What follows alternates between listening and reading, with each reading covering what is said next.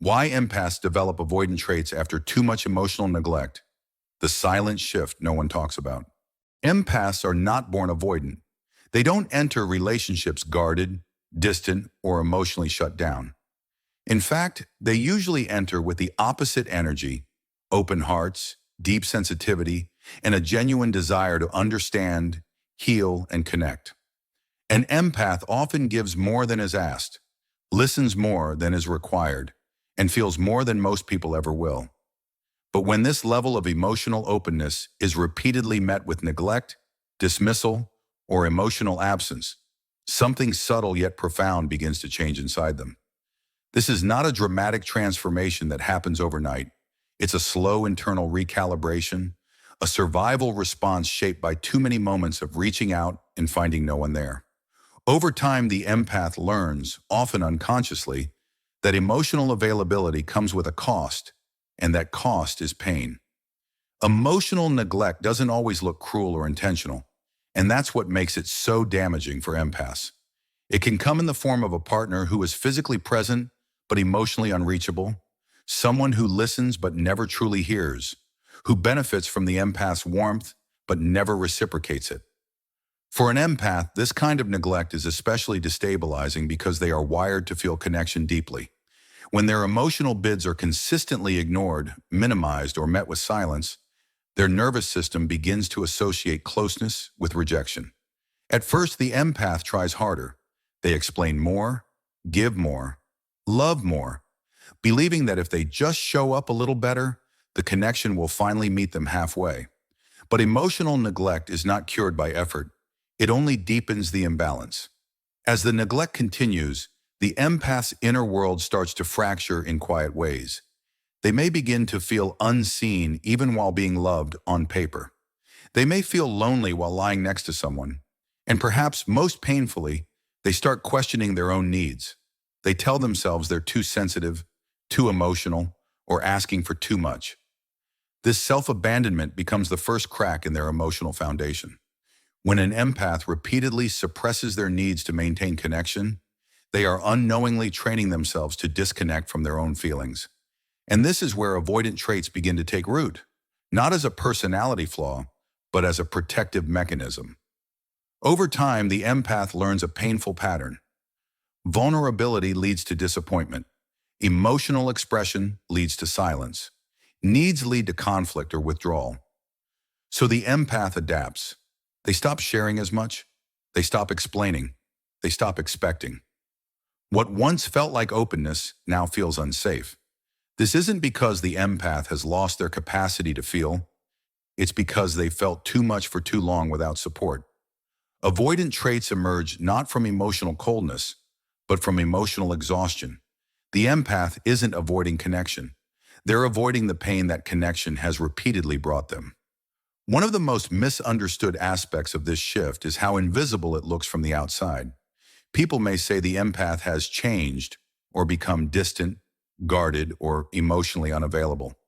But internally, the empath feels like they've simply gone quiet to survive. They still feel deeply, sometimes even more deeply than before, but they've learned to keep those feelings contained.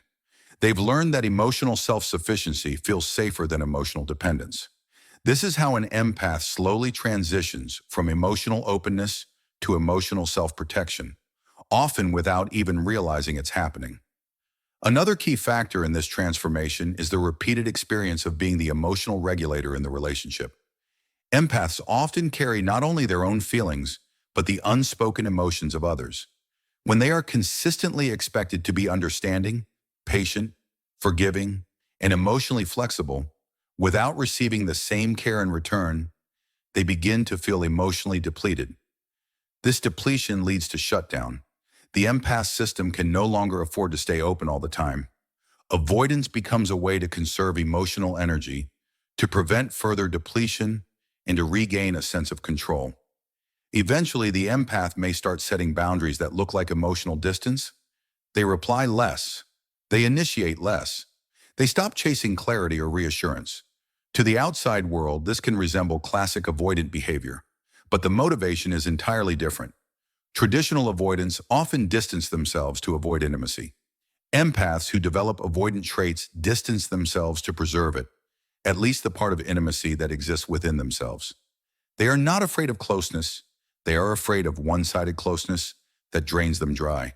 There is also a profound grief embedded in this shift. Many empaths mourn the version of themselves who loved freely, who trusted easily, who believed emotional reciprocity was a given. Becoming emotionally guarded feels like a loss of innocence. Yet at the same time, there is a quiet empowerment in finally choosing self-protection over self-sacrifice. The empath begins to realize that access to their emotional depth must be earned, not assumed. This realization often comes after too many emotional betrayals, but once it arrives, it changes how the empath relates to everyone. What's important to understand is that this avoidance shift is reversible, but not through pressure or demands. An empath who has developed avoidant traits doesn't need someone to break down their walls. They need consistency, emotional presence, and safety over time. They need to see that vulnerability will be met with care, not neglect. Until then, their distance is not rejection. It's discernment. It's the result of learning, the hard way, that not everyone deserves access to their inner world. In many ways, this transformation is a rite of passage for deeply sensitive people. It marks the moment when empathy becomes balanced with self-respect, when giving becomes intentional rather than automatic, and when love is no longer something poured endlessly into empty spaces, but something shared with those who can truly hold it. The empath doesn't become avoidant because they stop caring. They become avoidant because they finally care enough about themselves to stop bleeding for connections that never learned how to heal them. Before you leave this video, I want you to hear this clearly. If you recognize yourself in this message, it doesn't mean you become cold, broken, or incapable of love. It means you adapted. It means your nervous system learned how to protect you after too much emotional neglect, after too many moments of giving without receiving, of opening your heart and finding no one there to hold it. What looks like avoidance on the surface is often wisdom underneath.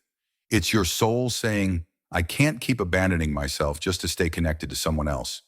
If you're in this phase right now, where you feel quieter, more guarded, more selective, don't rush yourself to go back to who you were. Growth doesn't mean reopening wounds that never healed. It means learning how to offer your empathy without losing yourself in the process. The right connections won't demand that you overextend, over-explain, or overgive.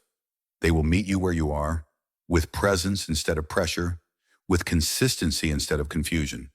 And if someone couldn't stay with you when you were open, loving, and emotionally available, it's not your job to make yourself smaller so they can feel comfortable now. Your depth is not the problem. Your sensitivity is not a weakness. It was never too much. It was simply given to the wrong places for too long. If this message resonated with you, stay connected to the channel. We talk about emotional healing, attachment patterns, boundaries, and rebuilding your sense of self after neglect and emotional exhaustion. Your journey doesn't end here. This is where it actually begins, when you stop chasing connection and start choosing yourself.